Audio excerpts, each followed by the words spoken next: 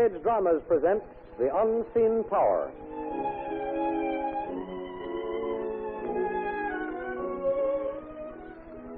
This week's front page drama, The Unseen Power, is a dramatization of a real-life story entitled A Kidnapper Who Snatched Only the Mind of His Victim. This most amazing but nevertheless true story is to be found in next Sunday's issue of the American Weekly, the magazine with the greatest circulation in the world, which comes to you each week with your Hearst Sunday newspaper.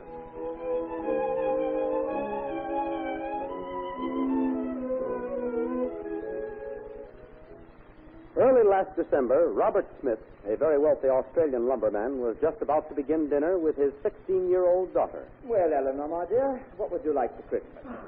You're not my father. What? I don't belong in this house. Why? Don't try to buy my affections with Christmas presents. Why, Eleanor, what in the world is the matter? You're not my father. I won't eat with you. You're not my father. Come, Eleanor, my dear, this isn't like you. Now, don't you feel well? Wait a minute. Mrs. Harrison. Mrs. Harrison. Mrs. Harrison. Mrs. Harrison, hurry, please. I'm coming, Mrs. Smith. Well, what is it? What's wrong? Go in the dining room and see what you can do with Eleanor. I think she must be ill. Ill, Mrs. Smith? Impossible. Why, I had brought her down to dinner only a few minutes ago. She was perfectly well. Well, something is radically wrong. She just jumped up from the table and in a fit of hysterics began shouting that I wasn't her father, that she didn't belong in this house. That's strange. But I'll see what is wrong. Come along. Yes. Miss Eleanor, your father tells me. He is my father. I don't belong in this house. I won't stay here. Why, Miss Eleanor, you mustn't say such naughty things. Now come to nurse and tell me what's the matter. I won't eat with him. He's not my father. Now, dear. Maybe we ought to eat in your room so that we can hear that radio program you like so much. Come along, dear. There. That's a good girl. I'll be back and report as soon as she's quiet, Mrs. Smith. Very well. Now then, Mrs. Harrison, what appears to be the trouble? What was the reason for that outburst? I never saw Eleanor act like that before. Neither have I, Mrs. Smith. Frankly, I don't know what to say. As soon as I took her upstairs and got her settled, she appeared to be quite normal again. I insisted she undress and go to bed. Then I gave her a light dinner on a tray. She ate her dinner, listened to the radio for a few minutes, and fell asleep. And she's all right again? Apparently. She was sound asleep when I left. Oh, this thing has me worried, Harrison. I've been so confoundedly busy. Business has taken up so much of my time that perhaps I neglected her too much.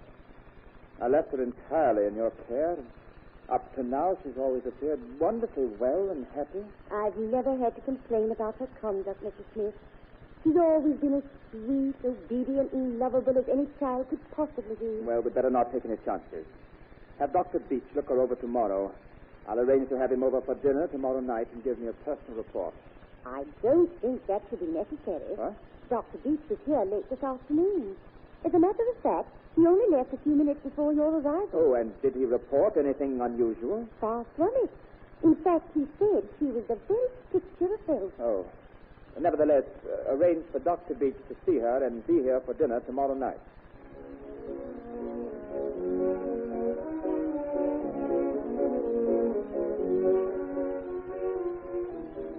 Dr. Eric Beach, Smith's family physician, appeared the next evening for dinner. And when the time arrived for the meal, the doctor and Smith took their places at the table. And then Eleanor appeared in the doorway, glanced in the direction of her father, and began shrieking, I won't eat with you. I won't. You're not my father. I won't eat with you. Eleanor, please, be a good girl. Sit down and eat your dinner. I won't. You're not my father. I don't belong here. I won't eat with you. Eleanor, do as I tell you. Sit down here and eat your dinner. I won't. Eleanor, come back. Quick. Come, Doctor. She's fainted. Easy now. Oh, good heavens. Why did I talk to her like that? It's all my fault. Easy now, old man. Leave this to me. Don't worry. I'll carry her up to her room. Oh, please. You'll be all right. I'll be back shortly. Well, Doctor, how is she? I've got to know, what is it that makes her act this way? Now, take hold of yourself, old man. It's nothing serious. Young girls often have fits of temper, hysteria, and nerves. I've given her a slight sedative and she's off to sleep. I've left Mrs. Harrison with her. Good Lord, Doctor, how can you be so matter-of-fact? This thing is serious. No. Don't you get all upset. This thing will pass over quickly. I've made arrangements with Harrison. Light diet, plenty of sleep, no excitement, a week's complete rest, and child will be as right as rain. Are you sure? Well, please don't take any chances. Call in a specialist, any amount of them. I can afford it. But please be sure she's all right. Here now. Quiet down. I've been a family physician for 15 years. I know the child like a book. All right, doctor, all right. I'll quiet down, but she's all I have in this world since her mother died. I couldn't stand to have anything happen to Eleanor. Well, just let's see what a good week's rest will do, and I'd suggest you stay away from her for a day or so. Oh? Let her get over that notion of disliking. Well, whatever you say, doctor, but keep me well posted on any new developments. And remember, there's plenty of money to spend if you need it. Weeks passed, but the girl got no better. The weird fixation remained. The one fact stood out. The girl's father personified almost a devil to her, and she could not see him without suffering a relapse. Then, early in January, the strange case reached its second stage. Mr. Smith, the gentleman you sent for is here. Detective Inspector Francis of the Criminal Investigation Department. Yes, show him in at once, Oliver. Very good. Like this way, sir. Mr. Smith, the inspector. Thank you. Good evening, Mr. Smith. Oh, good evening, Inspector. That's all, Willoughby. Yes. Close the door and see that we're not disturbed. Yes, sir. The decanter and siphon are on the sideboard. Thank you, Willoughby. Now then, Mr. Smith, let's get down to business. And if I'm not mistaken, this is serious business. First, let me see that ransom note you received. Yes, it's right here, Inspector. And the envelope that came in. Fairly expensive stationery. Purchased sometime last night. Postmarked Main Post Office, 1 a.m. Envelope very clean. That's important. Oh? Now the note. Letter paper matches the envelope. Typewritten message. That was typed on an imperial regular business machine. Your daughter's mind has been completely alienated and subjugated to my will. Nothing that you or your specialist can do will restore her to normalcy. I only can restore her, and I will do so if you will place £10,000 in bills of small denomination at the door of the abandoned mill at Clark's Corners tomorrow night. Very well written. No signature, no mistakes in spelling. And that means we're not dealing with any of the lower order of the criminal element. This person is well educated and probably very clever. I'll keep this. Turn it over to our Papillion office. Well, I'm ready to pay, Inspector. Anything to have my child restored to normalcy. Yes, I know just how you feel, Mr. Smith. But I must advise against any immediate payment. Oh? Already your daughter's illness and this threat have been played up in the papers. 10 chances to 1 some other criminal who has nothing to do with the case may try to cash in on it. I see. I realize it's asking a lot, but please put yourself in the case completely in our charge, and I'm sure everything will turn out all right.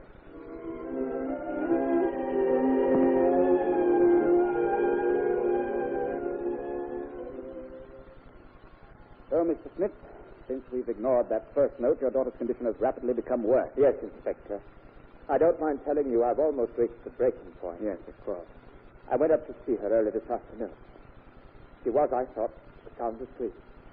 And I bent over to kiss her, lightly. And as I did so, she pulled a knife she had hidden in the sleeve of her gown and slashed me. Luckily, I was too quickly and escaped injury. Oh, that is very serious. Now, let me see that new ransom note received this morning. Yes, Inspector, here it is. Thank you, Mr. Smith. Same stationery, same postmark, exactly the same time. Yes. Now, let me see. The ante has been doubled. Pay £20,000 as outlined in my last letter if you want to retain your daughter's love. Eleanor is completely in my power. You seem to be a doubting Thomas, so I'll prove my complete control. At exactly 4 o'clock this afternoon, Eleanor will faint and remain unconscious for exactly 1/2 hour. And do you see the time, Inspector? 3:50, just 10 minutes before. Very well, Mr. Smith. I propose to be a witness to the experiment. Come, we'll go to your daughter's room at once. Amazing. It happened right on the dot at 4. Finished exactly to the minute of 4:30. And now I'm going into action. And I'm almost positive I'll break this case wide open before dinner. So if you'll excuse me, Mr. Smith, I'll get right to work. Very well, Inspector. I'll leave you. Oh, and Mr. Smith, would you mind asking your child's nurse or governess, Mrs. Harrison, to step in here? Oh, certainly, Inspector. But I say, you surely don't suspect Mrs. Harrison.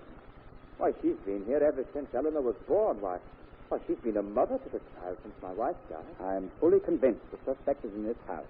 It's someone very close to your daughter. Please ask Mrs. Harrison to come in. And Sergeant Bullock, I have a job for you. Yes, Inspector. I want you to slip out of the house quietly and quickly. Go to this address and... Come in. Oh, Mrs. Harrison. I've got quite a few questions I want to ask you. Yes, sir. Quite a few important questions. All ready, Sergeant Buller? Yes, sir. I'll keep your revolver handy in case of emergency. Now, Mr. Smith, we're going to Eleanor's bedroom and arrest the culprit who has so cleverly been terrorizing you and your daughter. Come along. All right. Come on out, Mrs. Harrison. Stay right where you are, Doctor. All right, Sergeant, do your duty. Yes, sir. Why, well, what the devil? Take those handcuffs off me. Is this some weird, ill-timed tactical joke you're playing? Mr. Smith, are you going to allow You me... might as well stop bluffing, Dr. Beach. Your little game is up now. Yes, Doctor, I arrest you on a charge of attempted extortion and criminal malpractice. Anything you say will be used as evidence against you. This is a very stupid blunder, Inspector, and I demand you release me immediately, or I'll make you pay for your utter stupidity. Now, listen, Dr. Beach. We've got you dead to rights. We raided your house and office not 5 minutes ago. In both places, we found a number of books, papers, and special reports on the science of hypnotism, together with a few case histories and notes in your handwriting. If you're arresting me on that flimsy evidence, you're badly mistaken. I've been studying hypnotism merely to try to cure Eleanor. A very ready answer, Doctor. Perhaps you can answer why the ransom notes were written on your Imperial D-21 model typewriter, and why the note paper and envelopes used were the identical brand of a box of stationery found in your home. There are hundreds of Imperial D-21 model typewriters in use, and hundreds of boxes of stationery alike, Inspector. True enough. And explain why, as Mrs. Harrison has proven to our satisfaction, that she always found that Eleanor was most disturbed almost immediately after each of your visits. And whenever you were alone with the girl, or thought you were, continually whispered things in her ear. Your deductions are all very interesting, Inspector. But don't you think it will be rather hard to convince a judge and jury with such trumped-up evidence? You have no motive for such a crime? We have the motive, Doctor. You needed 10,000 pounds to balance your bank account and pay off your gambling losses. You see, Doctor, we found a canceled check among your effects made out to the Anzac Sporting Club. Anzac... We called them and found out you'd been losing heavily and owed them quite a sum. All right, Inspector. You win. I am guilty. Using hypnosis, the unscrupulous physician had literally kidnapped the mind of the millionaire's daughter. He knew that sooner or later he would get any amount of money he asked from the lumber baron. Eleanor has been awakened out of her hypnotic state and has become the happy girl that she was before. She does not remember anything that happened and has never asked for Dr. Beach. She loves her father just as dearly as ever. Dr. Beach is paying for his crime, and general opinion seems to be that no punishment could be too severe.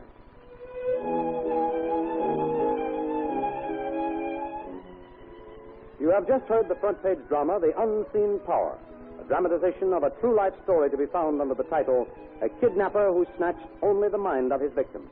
You will find this and many other interesting articles in next Sunday's issue of the American Weekly.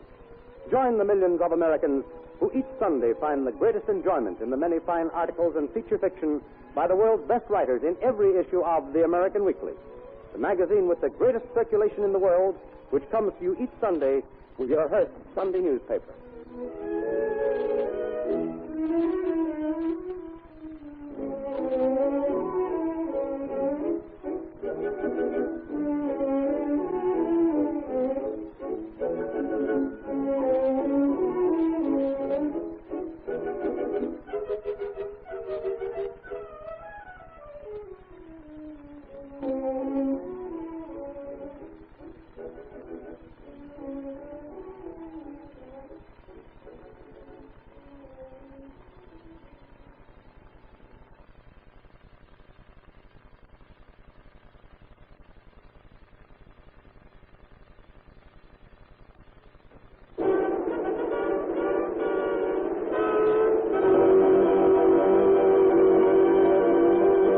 Front Page Dramas present Carried a Fortune in His Shoes.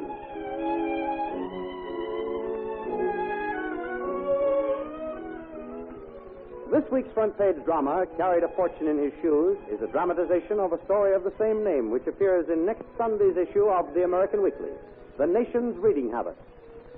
The American Weekly is the magazine with the greatest circulation in the world and comes to you each week as part of your Hearst Sunday newspaper.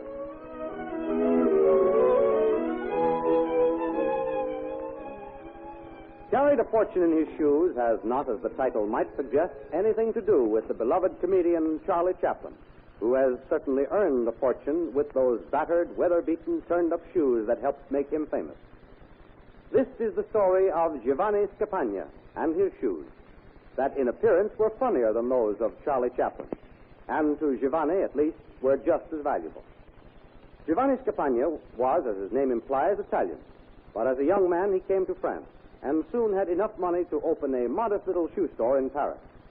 By his pleasant manner, rather grotesque appearance, especially his big shoes, Giovanni soon became quite a familiar character and drew considerable trade to his little shop in the Rue Constant Berthaud. Then, one day, Madame Boulanger, the butcher's wife, stopped in to gossip at Madame Carpentier's wine shop. Madame Carpentier, what do you think? Monsieur Bigwood is selling his shop. No, you don't mean it. Yes. Monsieur Giovanni wouldn't do that. Well, it isn't true. I just passed by, and there he was, standing outside, as usual, with his long, turned-up shoes. And I saw the sign, his shop and business for sale. Oh, Chopin asked him about it, and he said, yes, he was going to retire. Well, he always talks of going back to Italy. Back to a little villa in the sunshine, with a garden and a nice rich vineyard overlooking the sea. Oh, but I thought that was just a dream of his. I never thought he'd ever go back. Oh, whatever will we do? This neighborhood will not be the same without Mr. Bigwood. Ever since I was a little girl, he has been standing outside, leaning against the front of his shop. That's how he built up such a good trade. People going past would look down at Monsieur Giovanni's feet, then at their own, and lots of times would realize they needed shoes and would go in and buy them. Did anyone ever find out why Mr. Giovanni wore such big shoes? Surely his feet are not that big. I have asked everybody in the neighborhood, and nobody seems to know. I think it's his idea of advertising. Well, if it is a good one. Mr. Giovanni does a very nice business, and if he is going to sell, he should get a nice price for his place.